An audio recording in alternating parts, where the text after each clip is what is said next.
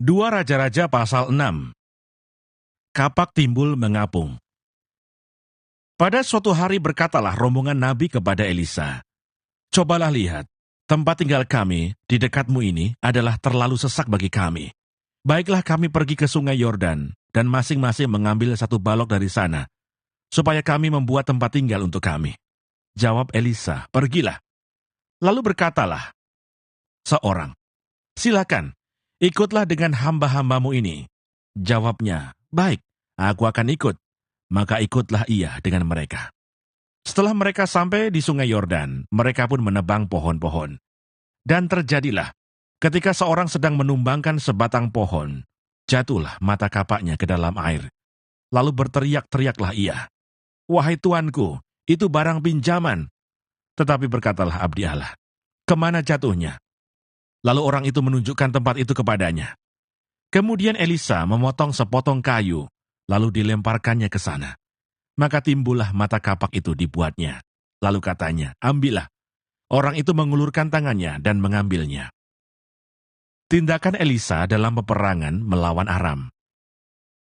Raja negeri Aram sedang berperang melawan Israel. Ia berunding dengan pegawai-pegawainya, lalu katanya, "Ke tempat ini dan itu haruslah kamu turun menghadang." Tetapi abdi Allah menyuruh orang kepada Raja Israel mengatakan, "Awas, jangan lewat dari tempat itu, sebab orang Aram sudah turun menghadang ke sana." Sebab itu Raja Israel menyuruh orang-orang ke tempat yang disebutkan abdi Allah kepadanya. Demikianlah Elisa memperingatkan kepadanya, supaya berawas-awas di sana, bukan sekali 2 kali saja. Lalu mengamuklah hati Raja Aram tentang hal itu.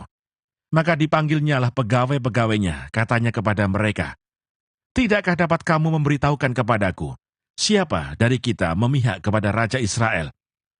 Tetapi berkatalah salah seorang pegawainya, "Tidak, tuanku raja, melainkan Elisa, nabi yang di Israel. Dialah yang memberitahukan kepada Raja Israel tentang perkataan yang diucapkan oleh tuanku di kamar tidurmu." Berkatalah raja, "Pergilah melihat di mana dia, supaya aku menyuruh orang menangkap dia." Lalu diberitahukanlah kepadanya, dia ada di Dotan. Maka dikirimnyalah ke sana kuda serta kereta dan tentara yang besar. Sampailah mereka pada waktu malam, lalu mengepung kota itu. Ketika pelayan abdi Allah bangun pagi-pagi dan pergi keluar, maka tampaklah suatu tentara dengan kuda dan kereta ada di sekeliling kota itu. Lalu berkatalah bujangnya itu kepadanya, "Celaka, tuanku, apakah yang akan kita perbuat?" Jawabnya, "Jangan takut, sebab lebih banyak yang menyertai kita daripada yang menyertai mereka." Lalu berdoalah Elisa, "Ya Tuhan, bukalah kiranya matanya supaya ia melihat." Maka Tuhan membuka mata bujang itu, sehingga ia melihat. Tampaklah gunung itu penuh dengan kuda dan kereta berapi sekeliling Elisa. Ketika orang-orang Aram itu turun mendatangi dia, berdoalah Elisa kepada Tuhan, "Butakanlah kiranya mata orang-orang ini." Maka dibutakannya mata mereka sesuai dengan doa Elisa. Kemudian berkatalah Elisa kepada mereka, "Bukan ini jalannya dan bukan ini kotanya. Ikutlah aku, maka aku akan mengantarkan kamu kepada orang yang kamu cari." Lalu diantarkannya mereka ke Samaria. Segera sesudah mereka sampai ke Samaria, berkatalah Elisa, "Ya Tuhan, bukalah mata orang-orang ini supaya mereka melihat." Lalu Tuhan membuka mata mereka, sehingga mereka melihat, dan heran, mereka ada di tengah-tengah Samaria. Lalu bertanyalah Raja Israel kepada Elisa, tatkala melihat mereka, "Kubunuhkah mereka, Bapak?" Tetapi jawabnya, "Jangan. Biasakah kau bunuh yang kau tawan dengan pedangmu dan dengan panahmu? Tetapi hidangkanlah makanan dan minuman di depan mereka, supaya mereka makan dan minum, lalu pulang kepada tuan mereka." Disediakannyalah bagi mereka jamuan yang besar, maka makan dan minumlah mereka. Sesudah itu dibiarkannyalah mereka pulang kepada tuan mereka. Sejak itu tidak ada lagi gerombolan-gerombolan Aram memasuki negeri Israel. Tindakan Elisa pada waktu Samaria dikepung. Sesudah itu Ben-Hadad Raja Aram menghimpunkan seluruh tentaranya, lalu maju mengepung Samaria. Maka terjadilah kelaparan hebat di Samaria selama mereka mengepungnya. sehingga sebuah kepala keledai berharga 80 sikal perak, dan seperempat kap tahi merpati berharga 5 sikal perak. Suatu kali ketika Raja Israel berjalan di atas tembok, datanglah seorang perempuan mengadukan halnya kepada raja sambil berseru, "Tolonglah ya tuanku raja." Jawabnya, "Jika Tuhan tidak menolong engkau, dengan apakah aku dapat menolong engkau? Dengan hasil pengirikankah atau hasil pemerasan anggur?" Kemudian bertanyalah raja kepadanya, "Ada apa?" Jawab perempuan itu, "Perempuan ini berkata kepadaku, 'Berilah anakmu laki-laki, supaya kita makan dia pada hari ini, dan besok akan kita makan anakku laki-laki.' Jadi kami memasak anakku dan memakan dia. Tetapi ketika aku berkata kepadanya pada hari berikutnya, 'Berilah anakmu, supaya kita makan dia,' maka perempuan ini menyembunyikan anaknya." Tatkala raja mendengar perkataan perempuan itu, dikoyakkannyalah pakaiannya, dan sedang ia berjalan di atas tembok, kelihatanlah kepada orang banyak bahwa ia memakai kain kabung pada kulit tubuhnya. Lalu berkatalah raja, "Beginilah kiranya Allah menghukum aku, bahkan lebih daripada itu, jika masih tinggal kepala Elisa bin Safat di atas tubuhnya pada hari ini."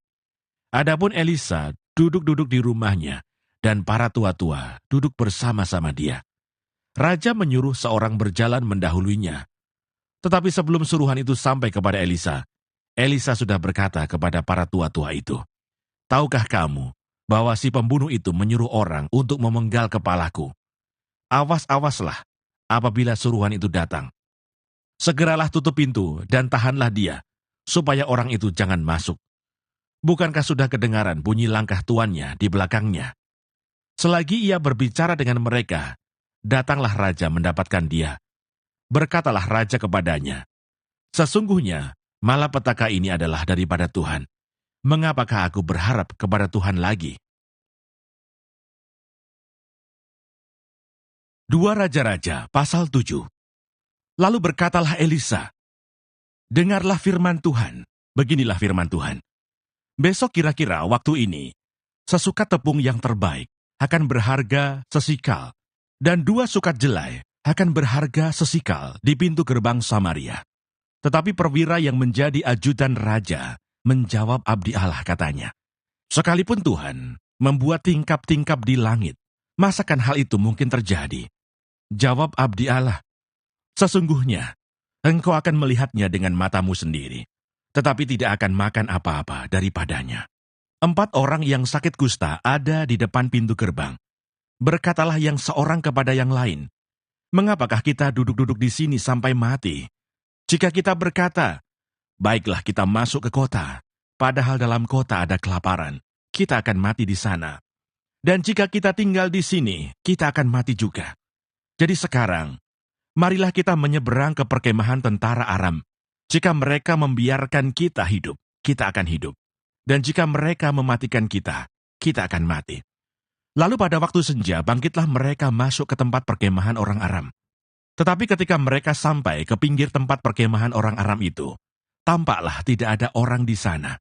Sebab Tuhan telah membuat tentara Aram itu mendengar bunyi kereta, bunyi kuda, bunyi tentara yang besar, sehingga berkatalah yang seorang kepada yang lain, "Sesungguhnya Raja Israel telah mengupah raja-raja orang Het dan raja-raja orang Misraim melawan kita, supaya mereka menyerang kita. Karena itu bangkitlah mereka melarikan diri pada waktu senja, dengan meninggalkan kemah dan kuda dan keledai mereka, serta tempat perkemahan itu dengan begitu saja. Mereka melarikan diri menyelamatkan nyawanya. Ketika orang-orang yang sakit kusta itu sampai ke pinggir tempat perkemahan, masuklah mereka ke dalam sebuah kemah, lalu makan dan minum. Sesudah itu mereka mengangkut dari sana emas dan perak dan pakaian, kemudian pergilah mereka menyembunyikannya. Lalu datanglah mereka kembali, masuk ke dalam kemah yang lain, dan mengangkut juga barang-barang dari sana. Kemudian pergilah mereka menyembunyikannya. Lalu berkatalah yang seorang kepada yang lain, "Tidak patut yang kita lakukan ini. Hari ini ialah hari kabar baik, tetapi kita ini tinggal diam saja. Apabila kita menanti sampai terang pagi, maka hukuman akan menimpa kita. Jadi sekarang, marilah kita pergi menghadap untuk memberitahukan hal itu ke istana raja." Mereka pergi, lalu berseru kepada penunggu pintu gerbang kota, dan menceritakan kepada orang-orang itu katanya, "Kami sudah masuk ke tempat perkemahan orang Aram, dan ternyata tidak ada orang di sana, dan tidak ada suara manusia kedengaran. Hanya ada kuda dan keledai, tertambat, dan kemah-kemah ditinggalkan dengan begitu saja." Para penunggu pintu gerbang menyerukan dan memberitahukan hal itu ke istana raja.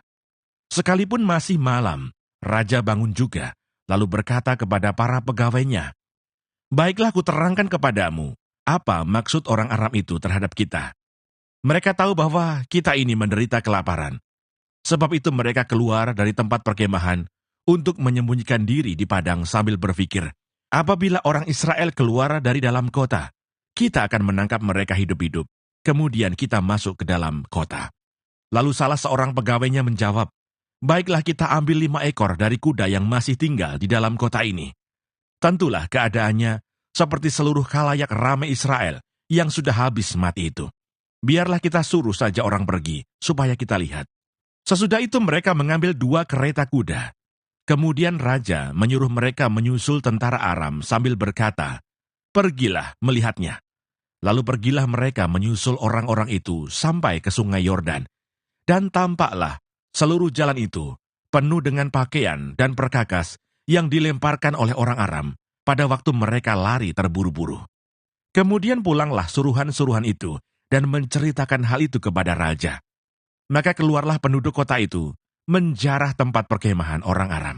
Karena itu, sesukat tepung yang terbaik berharga sesikal, dan 2 sukat jelai berharga sesikal, sesuai dengan firman Tuhan.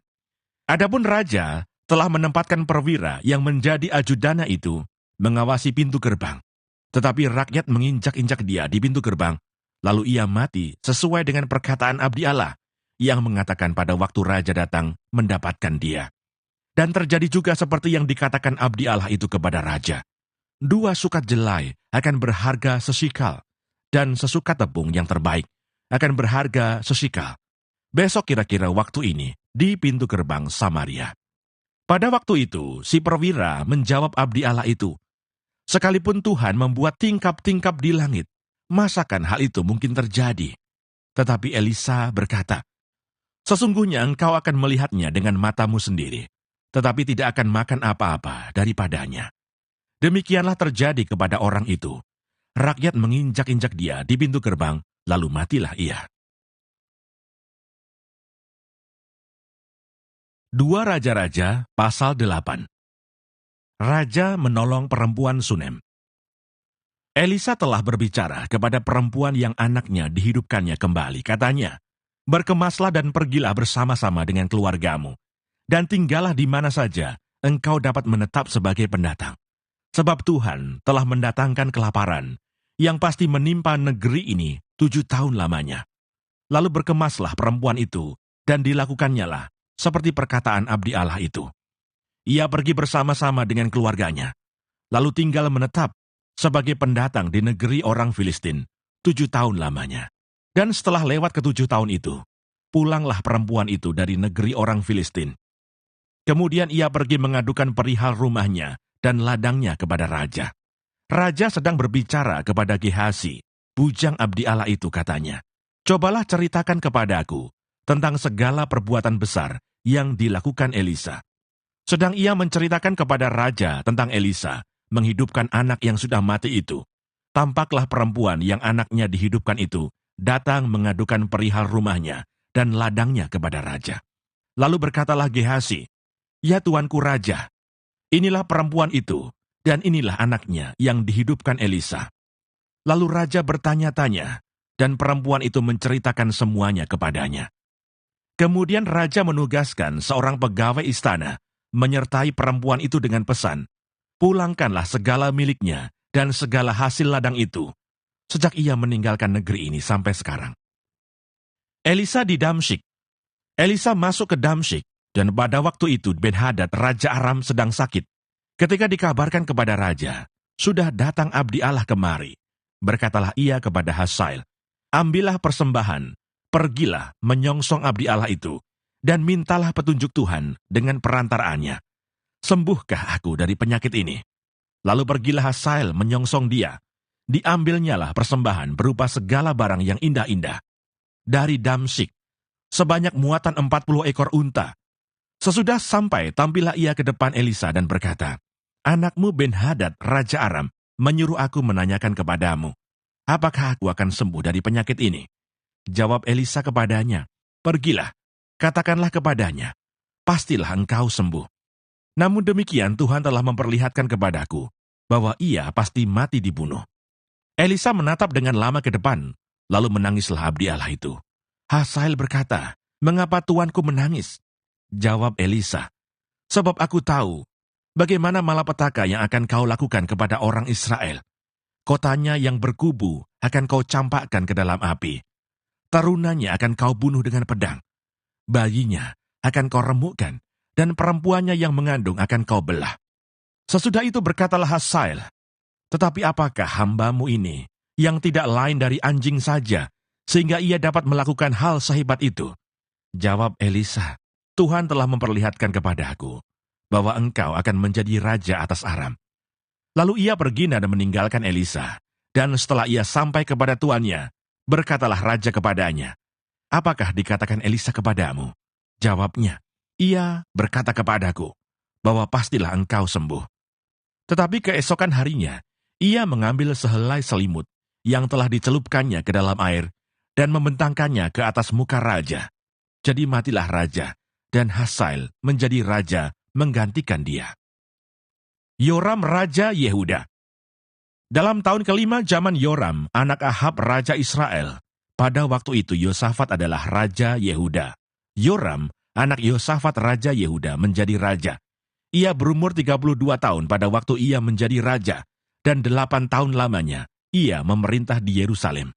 Ia hidup menurut kelakuan raja-raja Israel, seperti yang dilakukan keluarga Ahab, sebab yang menjadi istrinya adalah anak Ahab. Ia melakukan apa yang jahat di mata Tuhan. Namun demikian, Tuhan tidak mau memusnahkan Yehuda oleh karena Daud hambanya, sesuai dengan yang dijanjikannya kepada Daud, bahwa ia hendak memberikan keturunan kepadanya dan kepada anak-anaknya untuk selama-lamanya. Pada zamannya memberontaklah Edom dan melepaskan diri dari kekuasaan Yehuda, dan mereka mengangkat seorang raja atas mereka sendiri. Maka majulah Yoram ke Zair bersama-sama dengan seluruh keretanya. Pada waktu malam bangunlah ia, lalu bersama-sama dengan para panglima pasukan kereta, ia menerobos barisan orang Edom yang mengepung dia, tetapi rakyatnya melarikan diri pulang ke kemahnya. Demikianlah Edom memberontak dan terlepas dari kekuasaan Yehuda sampai sekarang ini. Lalu Libna pun memberontak pada masa itu juga.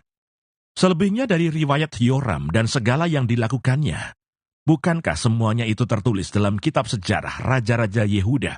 Kemudian Yoram mendapat perhentian bersama-sama dengan nenek moyangnya, dan ia dikuburkan di samping nenek moyangnya di kota Daud. Maka Ahazia anaknya menjadi raja menggantikan dia. Ahazia Raja Yehuda. Dalam tahun ke-12 Raja Yoram anak Ahab Raja Israel, Ahazia anak Yoram Raja Yehuda menjadi raja.